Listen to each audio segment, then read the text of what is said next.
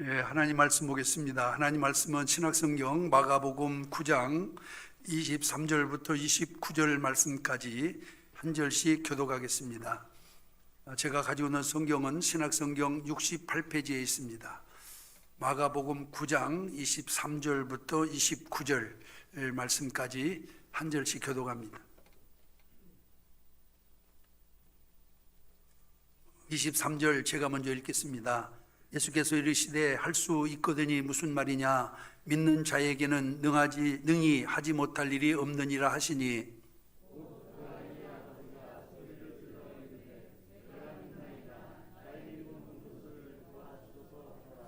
예수께서 무리가 달려와 모이는 것을 보시고 그 더러운 귀신을 꾸짖어 이르시되 말 못하고 못 듣는 귀신아, 내가 네게 명하노니 그 아이에게서 나오고 다시 들어가지 말라 하시매,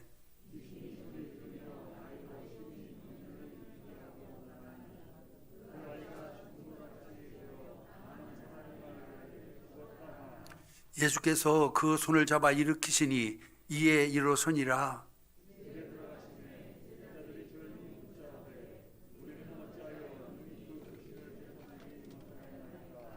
이르시되 기도 외에 다른 곳으로는 이런 종류가 나갈 수 없느니라 하시니라. 아멘. 29절까지 보았습니다. 이 시간에 우리 호산나 찬양대 특별히 남성 중창단 나오셔서 특송해 주시겠습니다.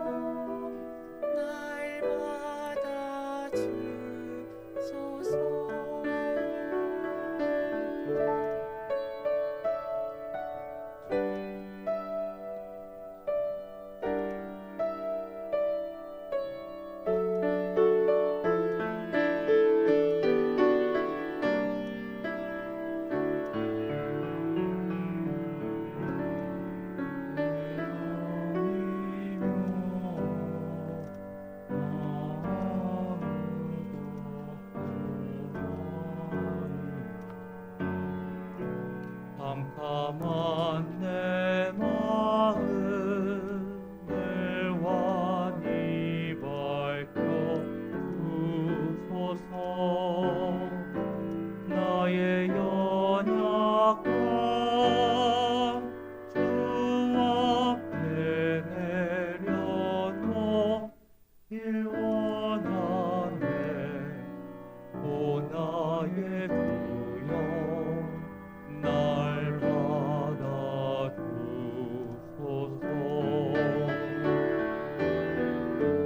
은혜 아니면 나서지 못하네. 내 연약함 아시는 주님 바라봅니다. 은혜 아니면 나 아무것도 아닌 것을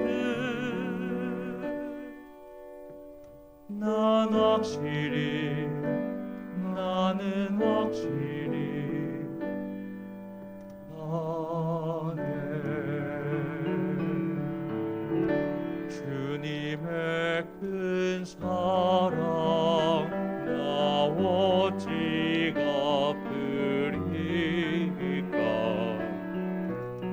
평생 눈물을 흘려 갚지 못한 그 은혜 어둠 속에서 날 건져주신 주님의 사랑 내 평생 주님만 찬양하리라.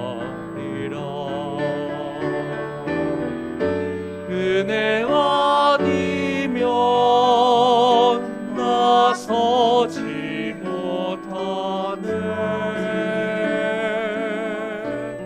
내 연약함 아시는 주님 바라봅니다.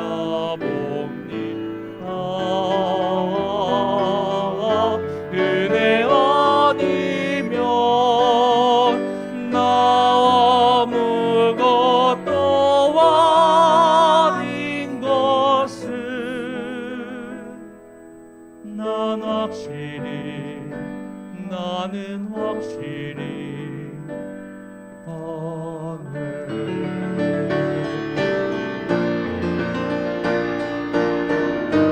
은혜 아니면 나서지 못하네. 내 연약함 아시는 주님 바라봅니다.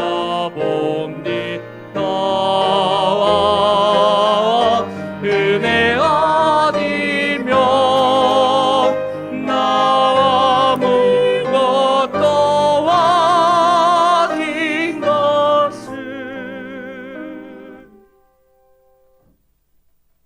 나는 확실히 아네.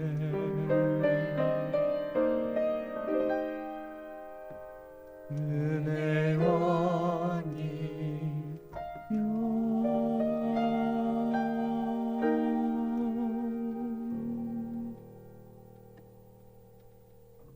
아멘. 우리가 2월 달에는 우리 찬양 중창단들이 특성을 하고 3월 달부터는 정상적으로 찬양대 활동을 하려고 합니다. 위에서 기도 많이 해주시기 바랍니다. 기도하시겠습니다. 걸어가신 아버지 하나님, 주님의 귀한 은혜를 감사합니다. 하나님께서 지난 한 주간도 주님의 은혜 안에 우리를 지켜주시고 오늘 또 이렇게 성전에 올라와 하나님께 예배 드릴 수 있도록 인도해 주신 것을 감사드립니다. 하나님께서 오늘 또 주님 말씀을 통해서 우리에게 큰 은혜를 베풀어 주셔서 광야 같은 세상 살아가는 저들에게 큰 힘이 되게 하시고 능력이 되게 하셔서 환경과 상황을 넉넉히 이기며 승리하는 모든 성도들이 다 되게 하시기를 간절히 바라고 원합니다. 오늘 또 여러 가지 세상사 여러 가지 어려움과 그리고 어떤 문제들을 가지고 주님 앞에 나온 사랑하는 모든 성도들을 우리 주님께서 기억하여 주옵시고 말씀을 들을 때 아버지한 큰 힘을 얻게 하시고 말씀의 능력으로 모든 근심 걱정을 다 물리치게 하시고 하나님의 주시는 큰 힘과 능력을 소유하는 모든 성도들이 되게 하시기를 간절히 바라옵고 원합니다. 오늘 이 자리에 참석하지 못한 많은 성도들과 가정에서 온라인으로 예배드리는 성도들에게도 같은 은혜로 축복하시기를 간절히 바라옵고 예수님의 이름으로 간절히 기도하옵나이다. 아멘. 오늘 아침에도 하나님 성전에 올라와 하나님 앞에 예배 드리는 여러분들에게 하나님의 큰 은혜와 축복이 함께하기를 주님의 이름으로 축원합니다. 저는 오늘 여러분들과 함께 읽은 이 마가복음 9장 23절부터 29절에 있는 말씀 가지고 나의 믿음 없는 것을 도와주소서라고 하는 제목으로 함께 은혜를 나누려고 합니다. 세계적으로 유명한 화가 라파엘이 그린 성화 가운데 영광스러운 변화와 간질병에 걸린 소년이라고 하는 제목의 그림이 있습니다. 이 그림은 두 부분으로 되어 있는데 이 그림의 상반부에는 모세와 엘리야와 함께 계신 예수님의 변화된 모습을 베드로와 요한과 야고보가 이와 같이 또한 바라보고 있는 장면이 그려져 있고, 그리고 그 그림의 하반부에는 이 세 제자를 제외한 나머지 제자들이 간질병이 걸린 어린 아이 하나를 두고 그를 고치려고 애를 쓰지만은 실패하여 당황하고 절망스러워하는 그런 장면이 그려져 있습니다. 위쪽에는 하늘의 찬란한 영광으로 가득 찬 모습이 그려져 있고, 아래쪽에는 고통 가운데 있는 한 아이를 고쳐보려고 노력하지만은 역부족으로 절망하고 있는 제자들을 그리고 있는 것입니다. 이것은 여러분 일종의 초월과 현실을 극적으로 대조시킨 그림이라고 할 수가 있습니다. 여러분, 우리 그린도인들은 어떤 면에서 하늘의 영광과 능력을 경험한 사람들입니다. 그러나 반면에 현실이라고 하는 골짜기에서 때로는 삶의 무력감과 절망을 경험하면서 하루하루를 살아가고 있다라고 할 수가 있습니다.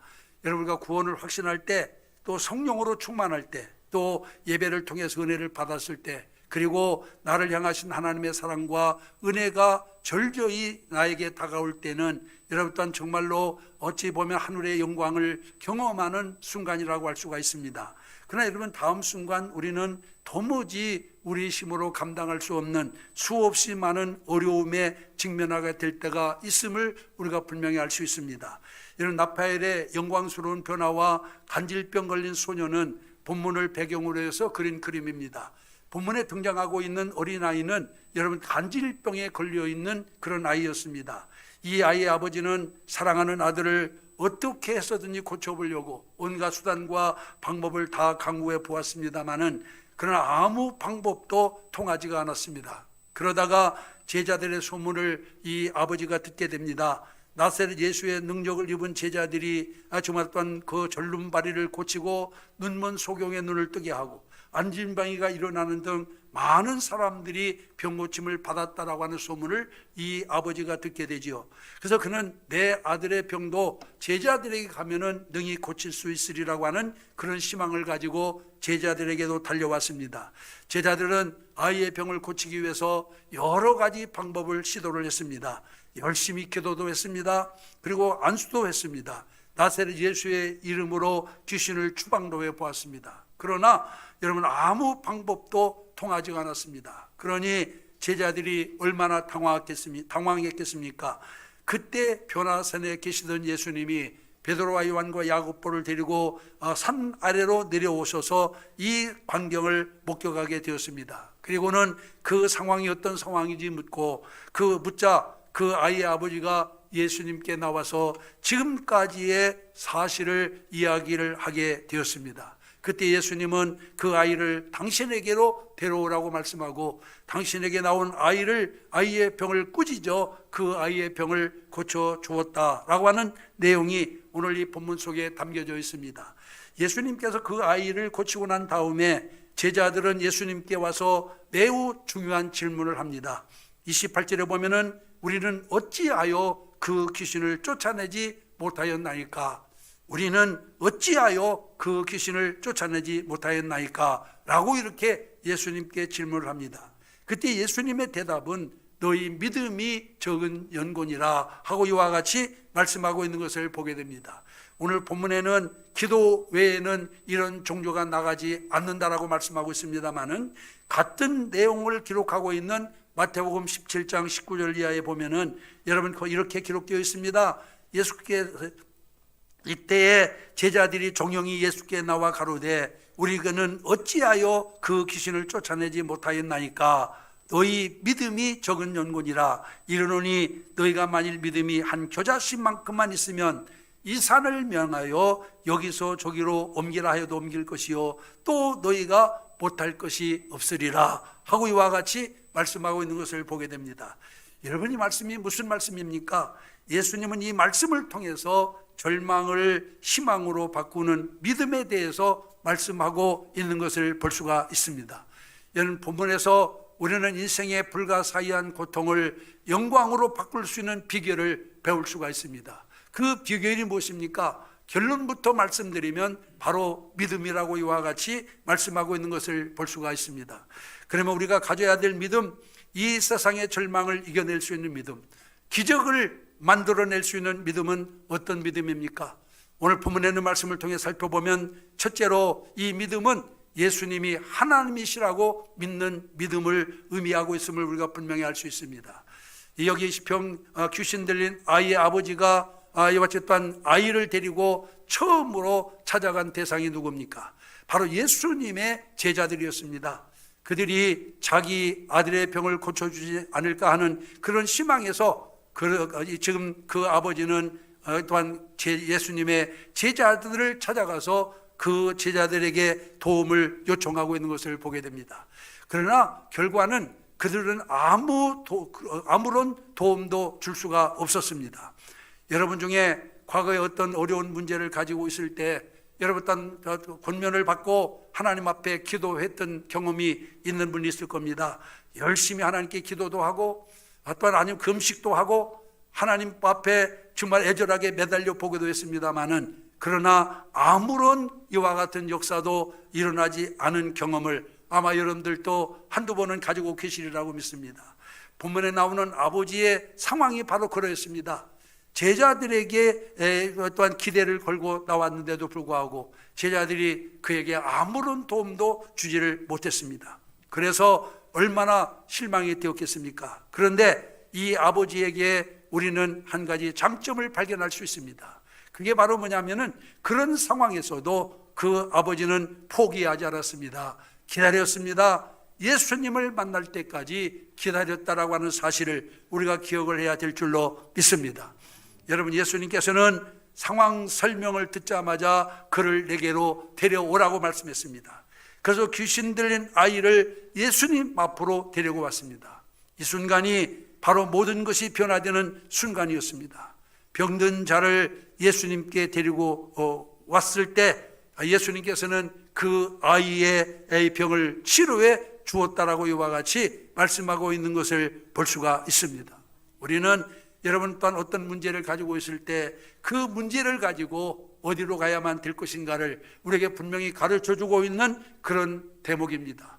여러분은 문제를 가지고 교회에 나와야 되는 것이 아닙니다. 예수님께로 나와야 된다라고 하는 사실을 기억해야 될 줄로 믿습니다. 여러분, 우리에게 어떤 문제가 있을 때 우리는 그 문제를 가지고 단순히 예배당에만 나올 것이 아니라 여러분 목사에게만 나올 것이 아니라 예수님 앞에 나와야 된다라고 하는 사실을 우리에게 가르쳐주고 있는 말씀인 줄로 믿습니다. 여러분, 예수님이 누굽니까? 변화산에서 예수님이 보이신 변화의 모습의 모습이 의미하는 것이 무엇입니까? 바로 하나님의 영광이었습니다. 그분이 변하는 모습을 통해서 제자들이 확인한 사실이 무엇입니까? 예수님이 곧 하나님이시라고 하는 것을 그들은 확인하게 되었음을 믿으시기를 바랍니다. 창조주이신 하나님께서 하늘의 영광을 버리고 이 땅에 내려오신 이유는 바로 친히 우리의 구원자가 되시기 위함이었음을 우리가 기억을 해야 될 줄 믿습니다. 여러분은 어떤 문제를 가지고 창조자요 구원자이신 예수님 앞으로 나오신 적이 있습니까?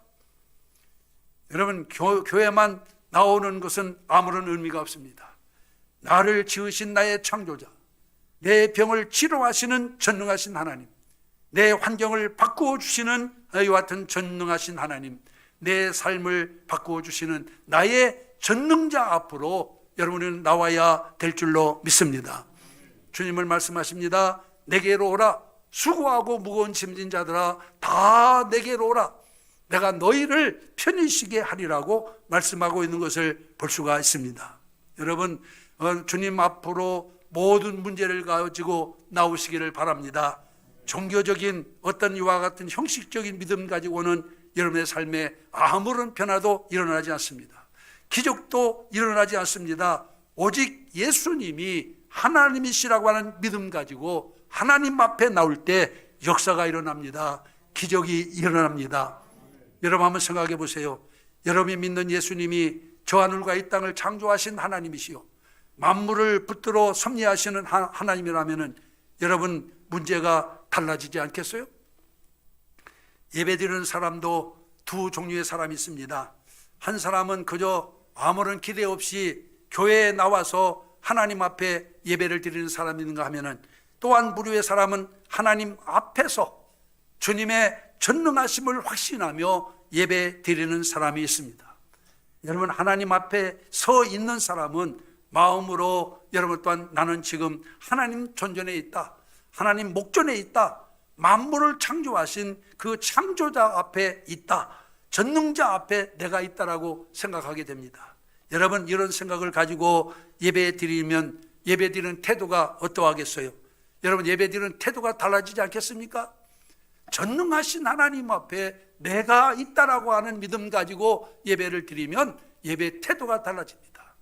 제가 옛날에 들은 이야기입니다마는 박정희 대통령 때 새마을 운동을 할 때 새마을 지도자들을 하기 위해서 어떤 사람이 대통령 표창을 받게 되었어요. 그래서 청와대에 들어가게 됐는데, 거기에 들어가기 전에 3일 동안 대통령을 만나면 몇 걸음 걸어가서 바로 서가지고 어느 정도 각도로 머리를 숙이고, 그 다음에 악수할 때는 어떻게 악수하라는 것을 3일 동안을 가르치더라는 거예요. 3일 동안을.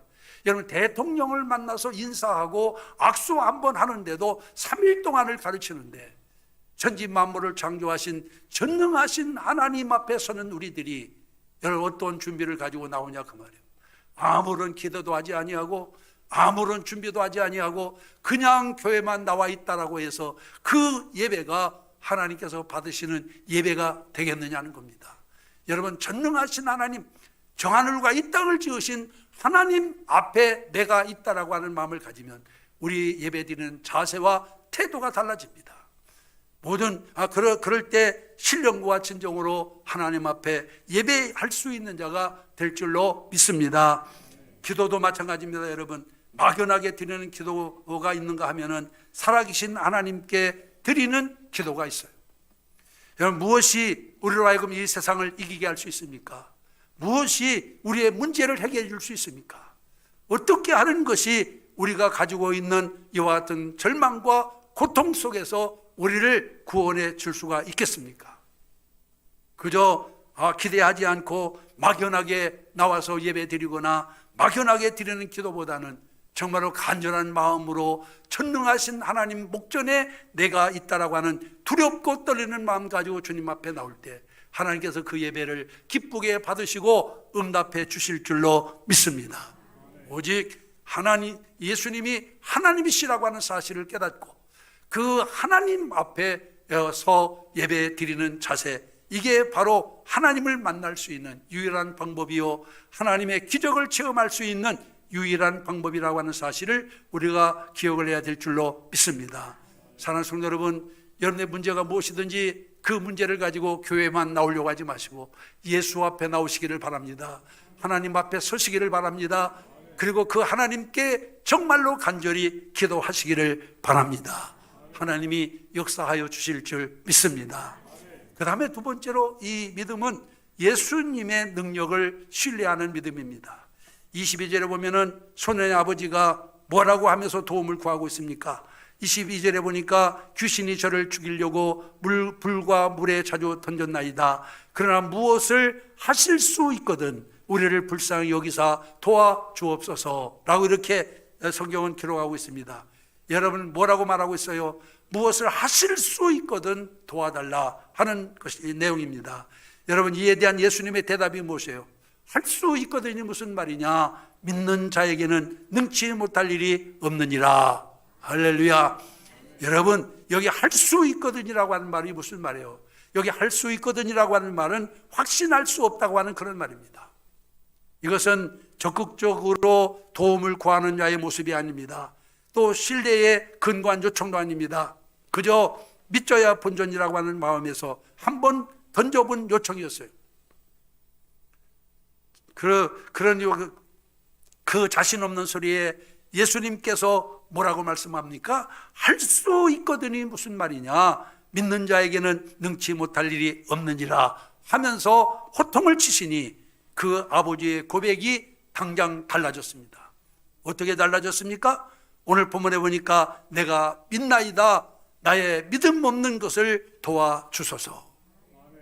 여기서 우리는 자신의 믿음 없음을 솔직히 드러내며 주님 앞에 도움을 구하고 있는 그의 모습을 볼 수가 있습니다. 여러분, 하나님을 믿는 믿음도 두 가지 부류가 있습니다.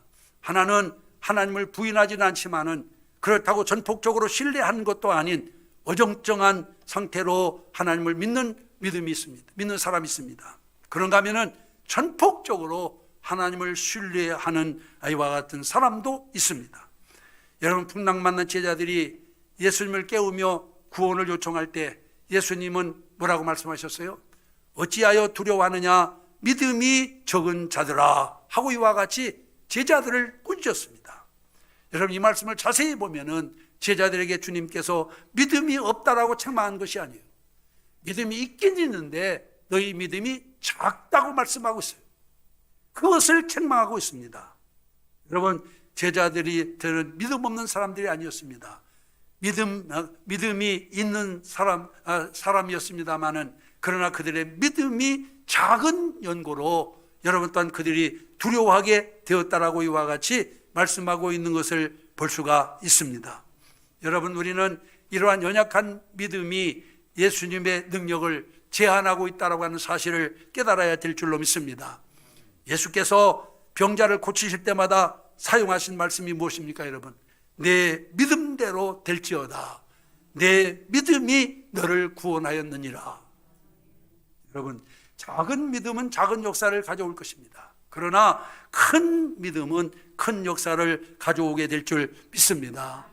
여러분들이 아무리 거대한 난관에 부딪혔다 하더라도 하나님께서 능히 이 문제를 해결할 수 있다고 믿는 믿음이 여러분들에게 있다면 능히 모든 난관을 극복해 나가게 될 줄로 믿습니다. 미국에 필립스라고 하는 유명한 신학자가 있었습니다. 이 신학자는 신학교 교수로 재직하고 계셨는데 이 교수님이 재직하고 있는 신학교에서는 매일같이 예배를 드렸어요. 그리고 매주 한 번씩은 그 신학교를 졸업한 학생들을 데려다가 설교를 하게 했습니다.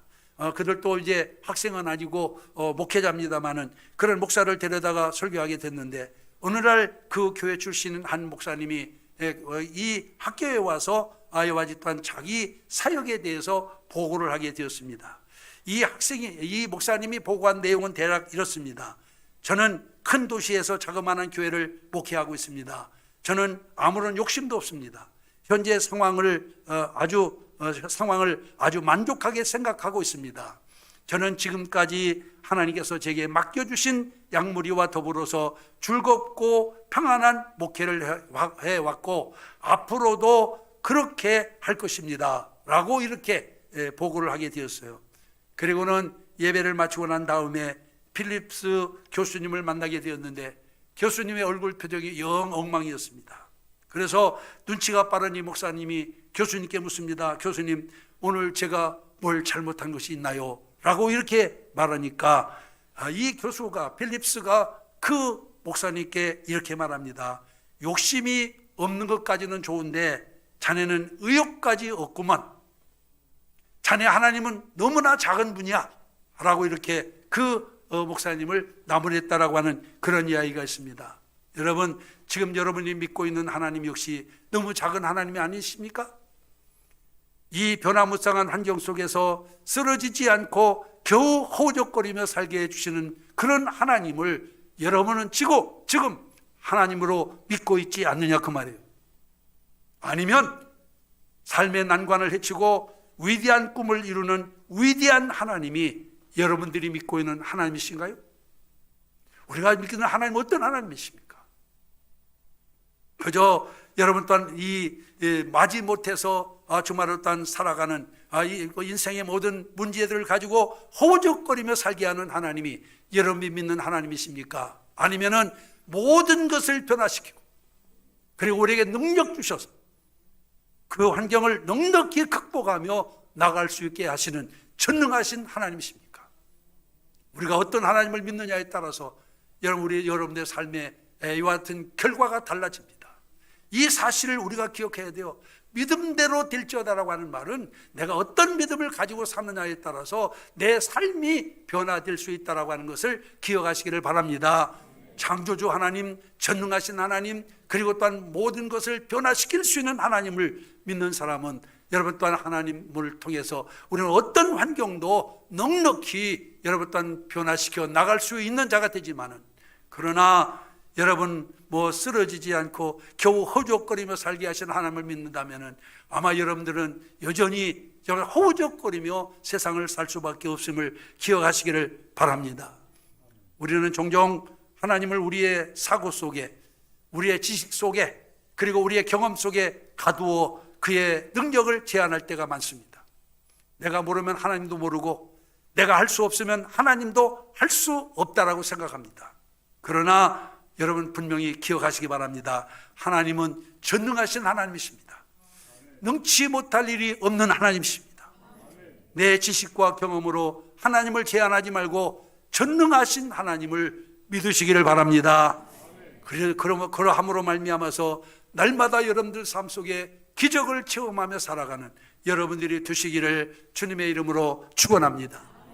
마지막 세 번째로 이 믿음은 기도 응답을 확신하는 믿음입니다. 여러분 28절에 보면 제자들이 예수님께 이렇게 묻습니다. 우리는 어찌하여 능히 그 귀신을 쫓아내지 못하였나이까? 이 질문에 예수님께서 이렇게 대답하십니다. 기도 외에 다른 것으로는 이런 종류가 나갈 수 없느니라. 앞서도 말씀드렸지만은 같은 내용을 기록하고 있는 마태복음에서는 믿음이 적은 연고라고 대답하고 있습니다. 그런데 여기 마가복음에서는 기도하지 않기 때문이라고 말씀하고 있어요. 어찌 보면 다른 것 같이 생각되지만은 결과는 똑같은 얘기예요. 똑같은 얘기입니다. 우리가 믿음으로 살지 못하는 이유에 대해서 본문은 기도하지 않기 때문이라고 그렇게 여기 말씀하고 있는 것 뿐입니다. 여러분, 기도의 삶을 살지 못할 때, 기도의 능력을 잃어버릴 때, 기도의 영성이 사라질 때 하나님을 향한 신뢰도 자연히 흔들리게 된다라고 하는 것을 기억하시기를 바랍니다. 오늘 마태복음과 마가복음에서 똑같은 사건을 가지고 한 곳에서는 믿음이 작다라고 말하고 한 곳에서는 기도하지 않은 것을 책망하신 것은 여러분 어찌 보면은 바로 이렇게 기도의 삶을 살지 못하고 기도의 능력을 잃어버리고 기도의 영성이 사라지면 결국 우리의 믿음도 흔들리게 된다라고 하는 것을 우리에게 가르쳐주고 있는 말씀인 줄로 믿습니다. 그런 의미에서 믿음이 부족하다고 하는 말씀은 즉 기도가 부족하다라고 하는 말씀임을 우리가 다시 한번 기억을 해야 될 줄 믿습니다. 그러면 기도가 무엇입니까, 여러분? 한마디로 말하면 기도는 하나님께 우리의 시선을 고정하는 것입니다. 오직 하나님만 바라보는 것입니다. 제자들은 한때 귀신을 쫓아낸 경험이 있었습니다. 예수님께서 처음에 제자들을 파송하셨을 때 그들은 권능을 받고 귀신을 쫓아냈어요. 그런데 그들은 성공한 경험만을 기억하고 성공의 원인을 망각하고 있었습니다. 성공의 원인이 무엇이었습니까, 여러분? 예수님이었어요. 과거에도 쫓아냈으니까 지금도 쫓아낼 수 있겠지 하면서 과거의 경험만을 의존해서 역사를 이루려 했을 때 그들은 실패하고 말았습니다. 그들이 처음에 하던 것처럼 예수님을 전적으로 의지하고 정말로 열심히 하나님께 전심으로 기도하고 난 다음에 그 아이의 들려있는 귀신을 내어 쫓았다면 어떻게 되었을까요? 상황은 달라졌을 줄로 믿습니다. 그런데 그들은 기도를 망각했어요. 형식만 기억하고 있었습니다. 과거에 예수의 이름으로 귀신을 물리친 사실을 기억하고 과거와 똑같이 했어요. 그러나 이번에는 여러분 아무 역사도 일어나지 않았습니다. 과거에는 통했는데 지금은 왜 통하지 않았습니까?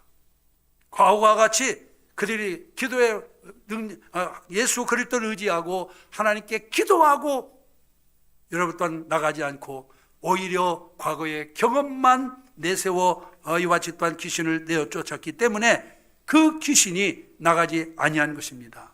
여러분, 여기서 우리가 기억해야 할 중요한 진리가 있습니다. 그게 바로 뭡니까?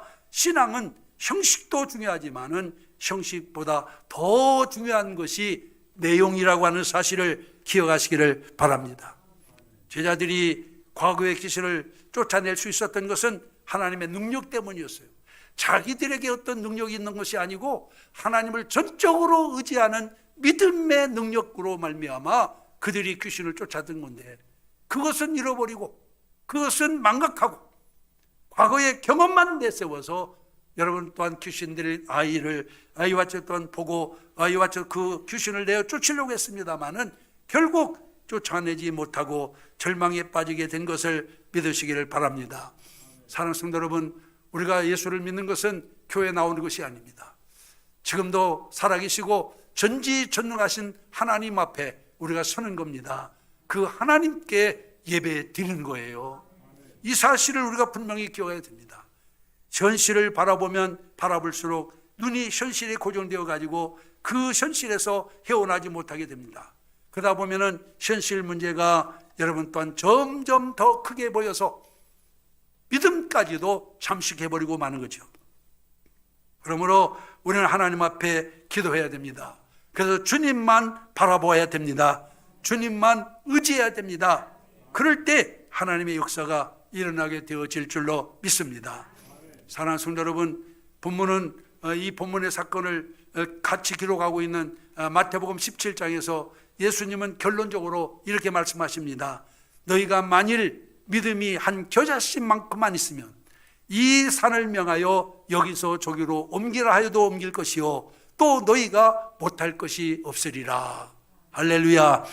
예수님은 지금 병 고치는 얘기만 하고 있는 게 아니에요. 태산 같은 장애물들이 우리 앞에 닥쳐왔다 할지라도 그 장애물들을 좌지우지할 수 있는 전능하신 하나님 앞에 우리의 신앙의 시선을 고정시키고 그 하나님께 우리의 문제를 내어놓으면 하나님께서 모든 문제를 넉넉히 해결해 주신다라고 하는 것을 우리에게 가르쳐주고 있음을 믿으시기를 바랍니다. 여러분, 악하고 부조리하며 불가능한 세대에서 승리하는 방법이 무엇입니까? 끊임없이 우리를 좌절케 하고 넘어지게 만드는 삶의 장애물들을 극복해서 다시 일어설 수 있는 방편이 무엇입니까? 우리 앞에 밀려오고 있는 크고 작은 문제들을 풀어갈 수 있는 방법이 무엇입니까? 성경은 분명히 말씀합니다. 오직 하나, 믿음뿐이라고 말씀하고 있어요. 믿음뿐이라고 말씀하고 있습니다. 이 사실을 우리는 기억해야 될 줄로 믿습니다. 그런데 이 믿음은 단순한 믿음이 아니에요. 그럼 어떤 믿음이냐? 예수 그리스도에 대한 믿음입니다. 그분이 바로 하나님이시라고 하는 믿음, 그분이 또한 이와 같은 전능자로서의 능력을 가지고 있는 분이라고 하는 믿음, 그리고 또한 기도 응답, 우리가 기도하는 것을 반드시 응답하신다라고 하는 믿음, 그 믿음을 가지고 주님 앞에 서면 하나님은 반드시 우리의 어떤 문제도 해결해 주시게 될 줄 믿습니다. 오늘 2부에 참석하신 사랑하는 성도 여러분, 여러분 중에 어떤 문제가 있습니까? 여러분을 좌절하게 하고 낙심하게 하고 절망하게 만드는 문제가 무엇입니까? 오늘 당장 그것을 가지고 주님 앞에 서시기를 바랍니다. 전능하신 하나님 앞에 서시기를 바랍니다. 여러분의 시선을 여러분 문제에 집중하지 마시고 전능하신 하나님께 집중하시기를 바랍니다. 주님을 바라보세요. 전능자를 바라보시기 바랍니다. 창조자를 바라보시기 바랍니다. 우리 앞에 놓인 문제가 태산같이 엄청난 것이라 할지라도 주님은 능히 이 산을 명하여 여기서 저기로 옮기라 해도 옮길 것이고 그보다 더 큰 일도 하실 수 있는 분이라고 말씀하고 있습니다. 바라기는 오늘 아침 2부 예배 참석하신 사랑하는 모든 성도들이 주님 앞에 이렇게 구하며 간절히 간청하기를 원합니다. 주여, 나의 믿음 없음을 도와주옵소서. 나의 믿음 없음을 도와주옵소서. 그래서 이 아침에 전능하신 하나님을 만나는 여러분 모두가 되어지기를 주의 이름으로 축원합니다.